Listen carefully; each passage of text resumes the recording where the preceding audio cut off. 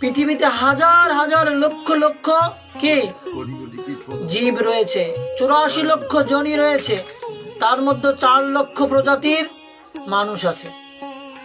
আর এই 4 লক্ষ প্রজাতির মানুষের ভিতর খুবই কম পরিমাণে সভ্য জাতি, বেশিরভাগই কি অসভ্য, বর্বর, ম্লেচ্ছ, যবন, খল, পুলিন্দ, এরকম বেশি, কিন্তু সভ্য জাতি খুবই কম।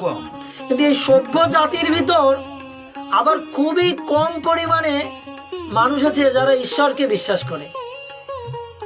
আবার যারা ঈশ্বরকে বিশ্বাস করে এদের ভিতর খুবই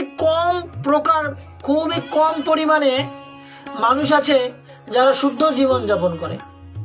আর যারা শুদ্ধ জীবন যাপন করে তাদের ভিতর একেবারেই ছিটে ফোটা পরিমাণে ভক্ত বা বৈষ্ণব জীবন অতিবাহিত করে এবং ভগবানের সেবায় যুক্ত হয়। তাই দেখুন এই সাধু সঙ্গটা কত দুর্লভ। যারা ভগবানের সেবায় যুক্ত হয়েছে, যারা নিত্য প্রসাদ গ্রহণ করে, যারা নিত্য হরিনাম গ্রহণ করে, যারা নিত্য সাধু সঙ্গ করে, যারা নিত্য ভক্ত সেবা করে, তারা এই জগতে কি দুর্লভ এবং তাদের থেকে মহিমান্বিত, তাদের থেকে শ্রেষ্ঠ, তাদের থেকে দুর্লভ এই পৃথিবীতে আর কোনো বস্তু নেই। তো এই জন্য আমাদের সাধুদের শ্রদ্ধা করা উচিত, ভক্তদের সেবা করা উচিত, তাদের সঙ্গ করা উচিত। একজন সাধুর সঙ্গ এই জগতে বলছে ভগবানের সঙ্গ থেকেও শ্রেষ্ঠ বলা হচ্ছে। কারণ ভগবানকে আমরা দর্শন করতে পারবো বা তার সঙ্গ পাবো কিনা সেটা ঠিক হবে, সেটা ডিসাইড হবে কখন? অন্তিমে রাধা কৃষ্ণের পাবে দর্শন, সেটা অন্তিমে ডিসাইড হবে। কিন্তু ভগবানের সেই কৃপামূর্তি সাধু গুরু বৈষ্ণব ভক্তদের আমরা এই যে দর্শন করতে পাচ্ছি, ঠিক না, আমাদের জীবদ্দশায় আমরা বেঁচে থাকতে এর থেকে ভগবানের কৃপা আর কিছু হতে পারে না। দেখুন একটা সাধুর সঙ্গ তো একটা মশাও করে, আমাদের মশায় কামড়াচ্ছে না, তো এটা কিন্তু মশার কি সাধু সঙ্গ হচ্ছে? সাধু সঙ্গ হচ্ছে না। কিন্তু মশা কি করছে? সাধুর রক্ত নিয়ে নিচ্ছে, চুষে নিয়ে নিচ্ছে। তাও তো এই মশাটা সৌভাগ্যবান যে সে সাধুর থেকে কিছু নিচ্ছে, ঠিক না? কিন্তু আমরা সাধু সঙ্গ করার সুযোগ পেয়েও সাধুর কাছ থেকে আমরা কিছু গ্রহণ করতে পারছি না। কিন্তু এই মশা সাধু সঙ্গ করছে, সাধু সঙ্গ করে সাধুর থেকে কি নিচ্ছে? সাধুর রক্ত চুষে নিচ্ছে। তাও তো সাধুর থেকে কিছু নিচ্ছে এরা, মশা সাধু সঙ্গ করছে। কিন্তু আমরা সাধু সঙ্গে থেকেও আমরা সাধু সঙ্গে নেই, আমরা সাধুর সাথে থেকেও আমরা সাধুর সাথে নেই, আমরা সাধুর মুখের কথা শ্রবণ করেও আমরা ভগবানের কথার লাভ উঠাতে পারছি না। কেন? কারণ আমাদের চেতনাটা এখানে নেই। আমরা সাধু সঙ্গে আছি কিন্তু আমরা আবার সাধু সঙ্গে নেই। হয়তো আমরা সাধুর সামনে বসে আছি কিন্তু আমাদের চেতনা, আমাদের বুদ্ধিটা কোথায় আছে? অন্য জায়গায়। যে আমার ছেলে কি করছে, ঠিক আছে, বা আমি বাড়িতে এটা রেখে এসেছি, আমার গাভীটা কি করেছে, ওকে কে ঘাস দিচ্ছে, কোটা দিচ্ছে, ঠিক না, আমার বাড়িতে গিয়ে রান্না করতে হবে, কখন এই বক বক শেষ হবে। তো এইভাবে কিন্তু আমরা বিভিন্ন জনা বিভিন্নভাবে কি করছি, আমরা সাধুর কাছে থেকেও আমরা সাধুর কাছে নেই, আমরা সাধু সঙ্গে থেকেও আমরা সাধু সঙ্গে নেই, আমরা ভগবানের কথা শ্রবণ করার সুযোগ পেয়েও আমরা ভগবানের কথা শ্রবণ করছি না। এটা আমাদের দুর্ভাগ্য। এই জন্য আমাদের মনটাকে ভগবানের চরণে আমাদেরকে নিবেদন করতে হবে, যে কোনো ভাবে, যেন তেন প্রকারেণ মন কৃষ্ণ নিবেশন। হে অর্জুন, যে কোনো ভাবে তোমার মনটাকে আমার চরণে একীভূত করো, একাগ্র করো, তাহলেই তুমি আমার কৃপা পাবে।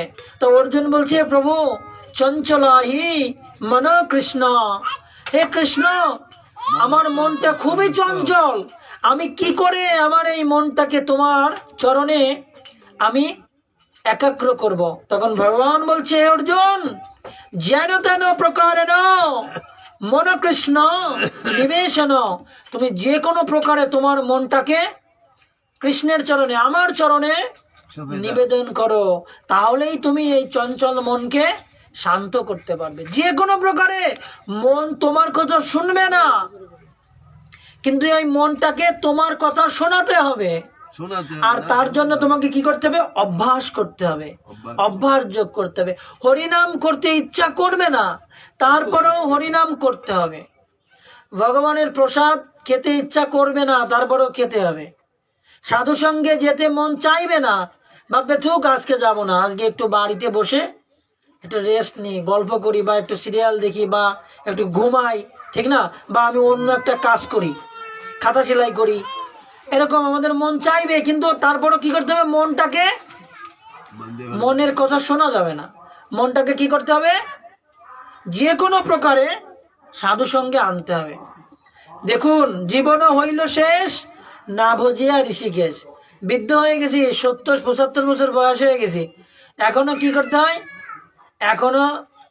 এখনো দান নিন্দাতে যেতে হয়।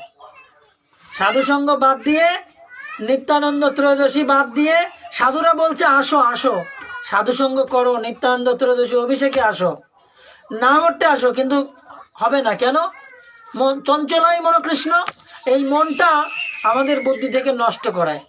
যে ছেলের কাছে বসে খেতে হয়, বইতে তো একটু না গেলে হয় না, গরুর কাছে তো একটু না গেলে হয় না, গরুকে যদি ঘাস না দিই, পুতির বউ বাড়ি নেই, আজকে না মরতে যাওয়া যাবে না, বাড়ি পাহারা দিতে হবে। চঞ্চলাই মনকৃষ্ণ। এই মনটা কি করবে? আমাদেরকে সাধুর কাছে আসতে দিবে না, ভগবানের কথা শুনতে দিতে চাইবে না, বিভিন্ন অজুহাত দেখাবে। আর আমরা যদি সেই অজুহাতে ফেসে যাই, আমরা যদি সেই বন্ধনকে ছিন্ন করতে না পারি, আমাদের বলতে হবে দেখ আমার তো অনেক বয়স হয়ে গেছে, এখন 70 বছর বয়স, আমি এখন আর জমিতে যেতে পারবো না বাবা, তোদের সব দায়িত্ব তোরা কর, আমাকে দুটো ভগবানের প্রসাদ যা ব্যবস্থা করে দিবি আমি গ্রহণ করব, না হলে না, আমি এখন নাম জপ করব, সাধু সঙ্গ করব, হরি ভজন করব, এতদিন তো করলাম, আর করব না। কিন্তু আমাদের এই রূপ কি আসক্তিকে যদি আমরা যেদিন ছেদন করতে পারবো, সেদিন এই মনটাকে কৃষ্ণের চরণে দিতে পারবো। যেন তেন প্রকারে না মনকৃষ্ণ নিবেশন।